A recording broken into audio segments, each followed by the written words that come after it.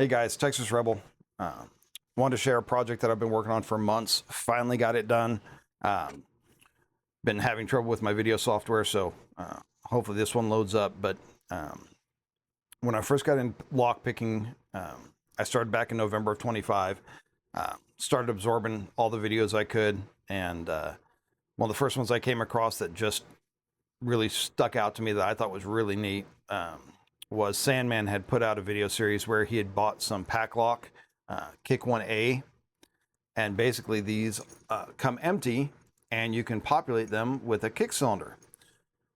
Well, apparently you can't make an anodized white, but otherwise they carry all the colors in the LPU belt ranking system. So if you're on my channel, you're probably a lock picker. But if you're not and you just happened to come across this or thought the thumbnail was cool, basically what the LPU is it's a karate belt ranking system for lock pickers. So no, we're not criminals. We just do this for fun. But if it's something that interests you and you want to get into, you can check out the LPU. I'll have the link in my description of this video. But they kind of rank them on a karate belt system to tell you what's easier and what's harder, so you kind of know where to start and you're not trying to pick up something like this and you have no clue what you're doing. Anyway, so got one in each color. Apparently you can't anodize white, so you've got a bare aluminum here for white. But I populated these with a Quickset, a Schlag Original, a Yale, Schlag Everest, an Abus Vitesse 1000, ASA Max Plus Restricted, a Schlag Primus, Medico M4, and an ASA Twin 6000. So those aren't quite the exact ones that he populated them with, but that's the idea. With the exception of this Quickset, I think all of these are actually what they're ranked, which any lock that isn't ranked is technically a white belt. But I want to take it a step further and laser engrave mine. And when I looked at what it was going to cost me to get that done, it was actually cost prohibitive. So I ended up buying my own, and it was actually cheaper to buy one and do this than it would have cost to have it done. And now I can laser my own stuff and laser stuff for my friends. And anyway, kind of went with the patriotic deal on this one. So kind of share what I did, and I hope y'all like it. So on the white one, a little bit of a history buff. So we've got the Battle of Gonzales, Texas. So come and take it. The predecessor of that naturally is Malone Lave. So the Spartans at the Battle of Thermopylae. Thought that turned out pretty good. The yellow belt is the only one that doesn't really pop for some reason. Just doesn't, do as well as the rest. But we went with a Gadsden flag on that one. And then kind of the newer version of that is FAFO. So we got a little libertarian porcupine. Just leave me alone. That's as political as I'll get. Leave me alone.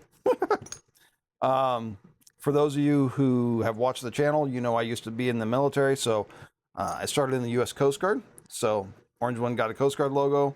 I was an avionics tech. I fixed electronics on helicopters, did search and rescue, law enforcement, all kind of stuff out of the back. And in December of, I want to say it was 07, we had a really nasty storm hit the Northwest. If it was East Coast, it would have had a name and been called a hurricane, but in the Northwest, they're just storms. So winds were blowing 90 to 100 knots constant, gusting up to 120, 130. Me and a crew, we launched out. There was a river that had flooded the banks and was flooding an entire valley up in Washington State. I was at Air Station Astoria, Oregon. And we went out and saved 40 some odd people that night, picking people off roofs and picking people floating down the river. And it was a wild time. But the pilot, the co-pilot, the rescue swimmer, and I was the flight mechanic. I was the guy running the rescue hoist and running the back of the cabin. So anyway, after that, switched to the Army. I was a warrant officer. I flew helicopters, so that's the Apache I used to fly. And gave myself a little smiling missile on the side. So the one piece of satire, I had picked out a actual diagram from Army manuals of a Hellfire missile, but when I came across this smiling missile, I couldn't help myself. That was, I thought that was pretty funny. So white one, just went with a U.S. veteran flag, veteran honoring, rendering a salute. For the purple belt, we went with suicide awareness. So suicide awareness, purple ribbon, did a reverse image on this one.